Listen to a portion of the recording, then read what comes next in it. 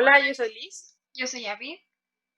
Yo soy Dulce. ¿Cómo están todas, todes y todos? El día de hoy les vamos a platicar nosotras cuatro sobre un tema muy interesante que es mujeres migrantes trans en México.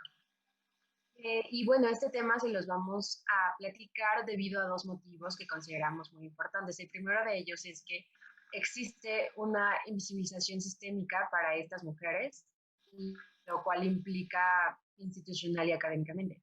Y el segundo motivo es que el Alto Comisionado para de las Naciones Unidas para los Refugiados, es decir, ACNUR, lleva pues varios años de investigación en los cuales nos dice que las mujeres trans son de los grupos más vulnerables dentro de la migración a nivel mundial.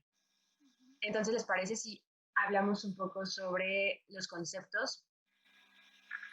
Sí, yo creo que para poder entender todo esto hay que tener presente que las 3T dentro de la comunidad LGBT son transexual, transgénero y travesti. Y bueno, los conceptos implicados son que hay que primero diferenciar entre sexo y género. El sexo biológico es el que se asigna al nacer y corresponde a características biológicas como los genitales, cromosomas, etcétera. Y el género está construido socialmente en donde pues es lo femenino, lo masculino y tiene que corresponder al sexo, ¿no? Pero la identidad de género es también muy relevante, sobre todo en la comunidad trans, porque es como las personas perciben su género, ¿no? Es decir, los pronombres que van a utilizar, así como la expresión de género, en donde van a mostrar su forma de vestir, este, si alguien es amanerada, etcétera, ¿no? Entonces, esto no tiene nada que ver con la orientación sexual. Es decir, una persona trans puede ser heterosexual, homosexual, asexual, bisexual y pues las demás pues diversidades que hay dentro de esta comunidad, ¿no? Pues para la comunidad trans es muy difícil convivir entre la sociedad porque no son aceptadas, ¿no? Entonces, principalmente estas migrantes están eh, corriendo de toda la violencia de su país, pero no solamente por las dificultades económicas, sino que esta transfobia y homofobia son muy fuertes, ¿no? Entonces, ellas quieren vivir en un espacio donde puedan ser libres, ¿no? Que se sientan acogidas y por eso es que buscan llegar a México, ¿no? Sin embargo, se van a encontrar con estas trabas y si en su país ya no había o no existe una ley de identidad de género, pues en México también hay muchísima transfobia, ¿no? La diferencia o el avance que hay en nuestro país es que dentro de la legislación, una persona trans que solicita asilo o solicita refugio tiene el derecho de ser llamado por las autoridades con el pronombre y el nombre que ella se asigna. Esto, pues, gracias a que México forma parte de los países arcoíris en América Latina. Eh, y obviamente también hay una diferencia si se solicita refugio, por ejemplo, desde un centro de detención o fuera de un centro de detención, ¿no? Eh, pero creo que primero es importante señalar en qué estados son en los que más se concentra esta población. Claro, entre ellos cabe mencionar municipios de Chiapas, Tabasco y ya en el norte tenemos a Tijuana, que es en Tijuana donde llega a haber la mayor cantidad de mujeres trans, pero también al sur de nuestro país, las mujeres que se llegan a quedar, pues es para conseguir más apoyo económico, ya que muchos albergues no tienen tanto cuartos suficientes para poder albergar a tantas mujeres, ¿no? Entonces ellas se tienen que insertar en un campo laboral, ya sea como pues en alguna estética, como en algún mercado vendiendo ciertos productos, o no hay que olvidar también el sexo servicio.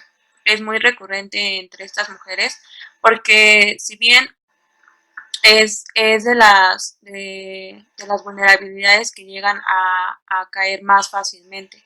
Y no solo por una cuestión propia, sino porque el Estado el Estado y la sociedad las orilla a entrar en este ámbito, ¿no?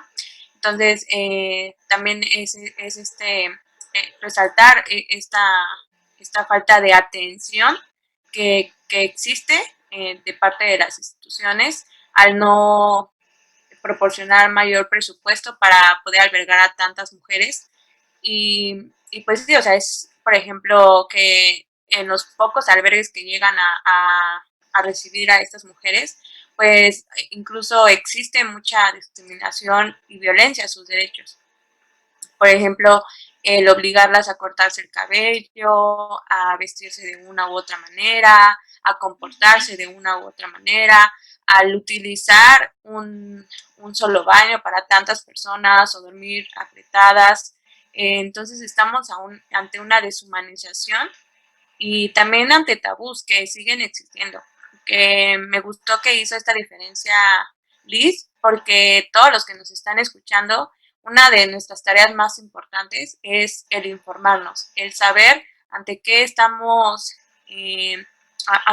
discriminando, porque a veces nada más nos dedicamos a hablar y a olvidar esta empatía y pues sí, es esta vulnerabilidad que las mantiene. Un proceso. Cuando Avi menciona esto de la solicitud de refugio, hay que resaltar que es muy diferente cuando una persona trans hace una solicitud de refugio dentro de un centro de detención y cuando está en libertad, ¿no? Cuando está en un centro de detención, esta persona tiene que esperar hasta que su proceso acabe. Sin embargo, si lo hace en libertad, no se le puede detener, ¿no? Y siempre y cuando ella resida en la localidad en donde lo hizo y compadezca ante el gobierno cierto tiempo, ¿no? Y una vez que se acepta esta solicitud de refugio, la persona va a tener acceso a la educación y seguridad, ¿no? También la salud, que este servicio es muy importante, sobre todo ahorita en tiempos de pandemia, que está cambiando todo el proceso que los migrantes están pasando, ¿no? Sí, aquí me quiero regresar solo un poquito porque sí es muy importante este proceso que tienen al solicitar refugio, porque pues primero vienen huyendo de países en donde incluso su familia los violenta, ¿no? Pero cuando llegan a la frontera se encuentran también a la violencia, como decía Saraída al principio, sistemática, en donde incluso las personas que se supone que están ahí de parte de las instituciones para vigilar que sus derechos se cumplan, en realidad hacen todo lo contrario y son ellos quienes los violentan con entrevistas invasivas, con el pretexto de tener protocolos de seguridad nacional en México. eh, Incluso los llegan a acusar de falsificación de documentos y ese tipo de cosas. Entonces los llevan a los centros de detención. Pero es muy importante que todos los que nos están escuchando sepan que al llegar a México, toda persona extranjera que sufra en sus países de origen y que venga huyendo prácticamente de esa violencia y que pertenezca a un grupo vulnerable tiene el derecho de solicitar asilo o refugio. Y que también si en México llegan a experimentar este tipo de violencia, lo denuncien, porque es algo que, bueno, la cultura de la denuncia no es algo tan arraigado en los grupos migrantes por distintas razones, ¿no? Y como ya mencionábamos, aún más en la población trans que viene a México con la esperanza de una vida, pues, digna, una vida digna en realidad. Y también señalar que México y Estados Unidos son parte de muchísimos tratados a favor de los derechos humanos, sobre todo de la ley, del Estatuto de los Refugiados.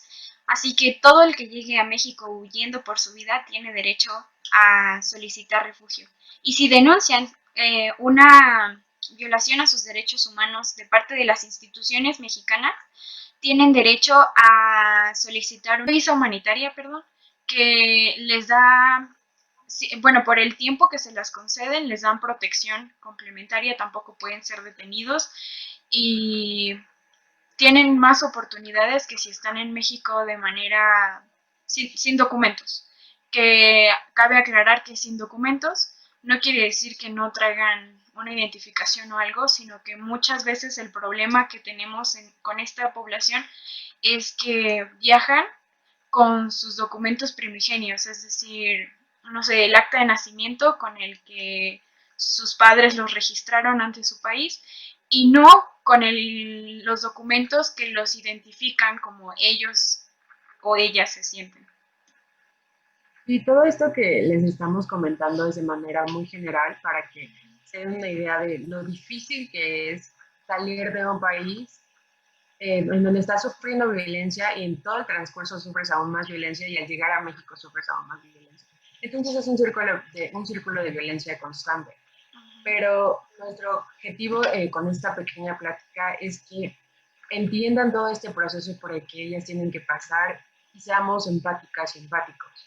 Porque muchas veces juzgamos y decimos que por qué se les tendría que dar apoyo si solamente son migrantes y están invadiendo el país.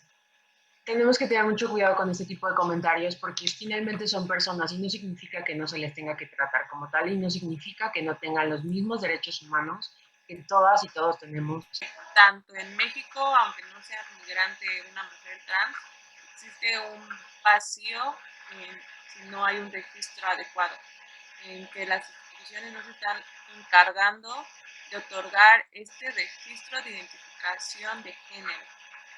Y entonces creo que las ponen en una situación aún más de vulnerabilidad, porque y sí, o sea, las vuelven un punto en un blanco fácil para todo este crimen organizado, trata de personas, ya que si, por ejemplo, llega a morir una persona que se siente identificada con, con, con ser mujer y en el acta de nacimiento viene registrado como un hombre, pues así va a quedar, o sea, así va a quedar registrada y no va a haber una tipificación de a qué verdaderamente se puede remitir la causa de su muerte.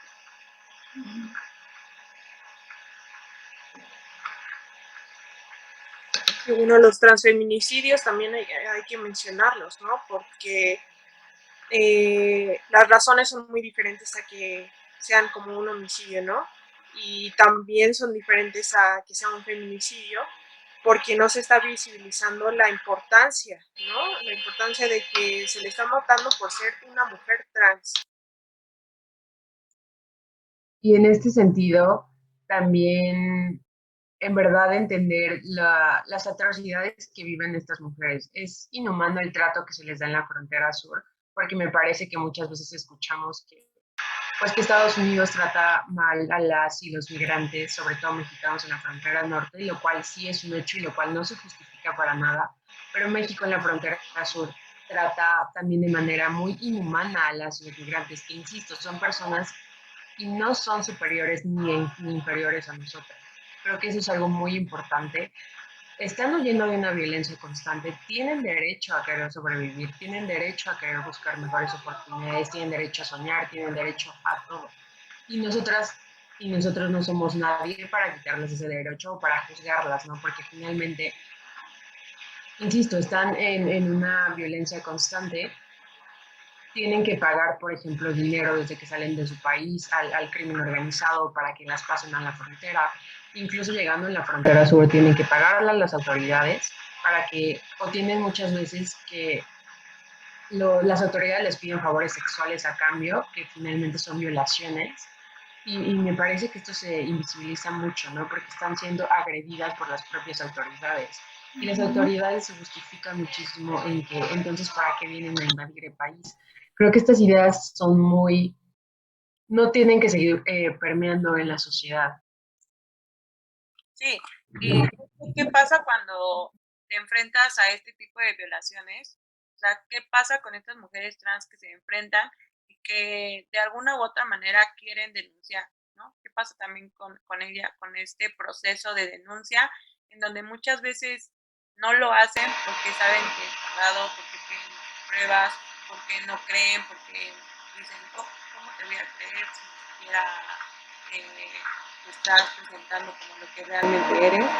Entonces creo que te enfrentas a muchas situaciones en las que ni siquiera denunciar parece una situación viable, ¿no? Prefieres dejar a un lado todos estos actos de violencia hacia tu cuerpo y decidir irte y dejarlo atrás porque no hay, no hay un compromiso real con todas estas autoridades que manejan estas denuncias, porque son muy pocas las denuncias que llegan realmente a visibilizar este tipo de actos deshumanizantes de las autoridades que están a cargo de deportaciones y que realmente no debería de ser así, ¿no? Sí, Sí, claro. me parece que la impunidad de México es muy fuerte, ¿no? Además de que hay estudios que muestran que el promedio de vida de una mujer trans es de 35 años, ¿no? Entonces, no podemos seguir permitiendo que la sociedad trate así, porque finalmente, como mencionas, es una persona, ¿no? Entonces se le debe respetar así como a todas y a todos y a todas. Y también luchar cuando veamos este tipo de situaciones de violencia, porque cuando tú te quedas callado o callada, también estás formando parte, ¿no? De ejercer esa violencia. Entonces hay que tener muy presente que debemos de ser solidarios y empáticos, ¿no? Ponernos en el lugar de la otra persona. Sí, justamente esto de visibilizar que ellas tienen derechos es muy importante. E incluso que dentro de estos derechos entra que todos los trámites que ellas puedan hacer dentro del país para regularizar su situación son gratuitos. Y esto sirve como una herramienta para saber que ninguna persona o figura de autoridad en las instituciones que están para ayudarles tienen que pedirles algo a cambio. O sea, incluso esta situación del refugio, del asilo, las visas humanitarias, todos estos trámites son gratuitos. E incluso para denunciar no necesitan pagar nada. Bueno, no debería de ser así, pero ya sabemos que México es un país sumamente corrupto. Y me gustaría señalar o animarlos más bien a que presenten una solicitud de refugio, de asilo o que se postulen para ser candidatos para visas humanitarias, ¿no? Para la visa humanitaria necesitan haber sufrido violencia por parte de las instituciones y tener cómo comprobarlo, ¿no? Por eso es importante denunciar. Y para el proceso de refugio, pues son 4 etapas y debería ser bastante rápido. La primera es presentar la solicitud, que puede ser en las oficinas o a través de internet. La segunda es que se presentan a una entrevista en el Instituto Nacional de Migración o en el COMAR. Y la tercera es que, basados en la evidencia que les dan en la entrevista e información que el gobierno de México retoma del contexto global, decide si les dan una resolución positiva, es decir, que les otorgan el refugio, les dan protección complementaria en la que no les dan todos los permisos como para laborar, por ejemplo, pero que pueden estar legalmente en el país. Y la tercera y la peor situación sería que les rechacen esta solicitud, sin embargo, tienen el derecho de apelar esta situación, ¿no? Y pues es muy importante que se presenten a estos procesos para que tengan acceso, como decía Lisa al inicio, a la salud, a la educación, aunque aquí vendría otra crítica, que México no tiene tratados para la homologación de títulos con estos países del Triángulo Norte, lo cual las orilla a otra vulnerabilidad, ¿no? Que es que no pueden ejercer su profesión y tienen que terminar en trabajos como el servicio sexual, como lo mencionaba Dulce.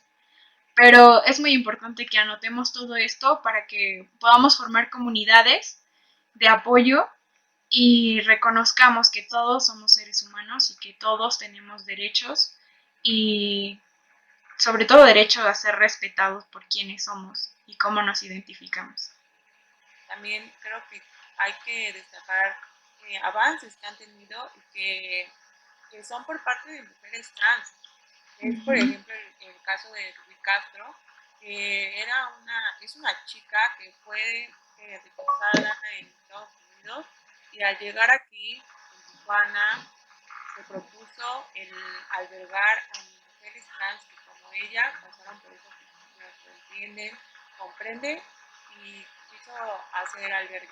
Y actualmente tiene 5 albergues en Tijuana reconocidas por organizaciones que le dan apoyo, ¿no? Pues creo que también es esta parte importante de que como mujer trans se reconocen, se apoyan, y existe esta colectividad, el que saber que si no hay un sueño americano, puede haber un sueño mexicano.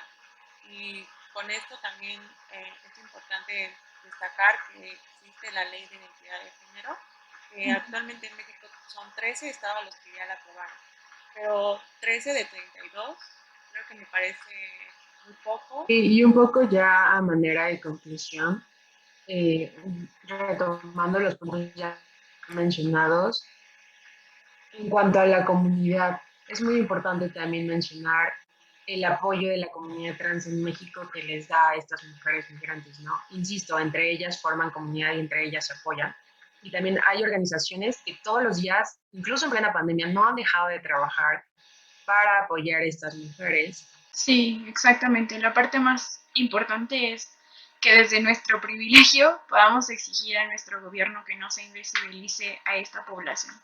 Entonces esperamos que les haya agradado la plática, que estén más interesadas en el tema y pues les agradecemos mucho su atención. Bueno, muchísimas gracias por atendernos y esperamos platicar en otro podcast. Gracias, nos vemos. Gracias. Gracias.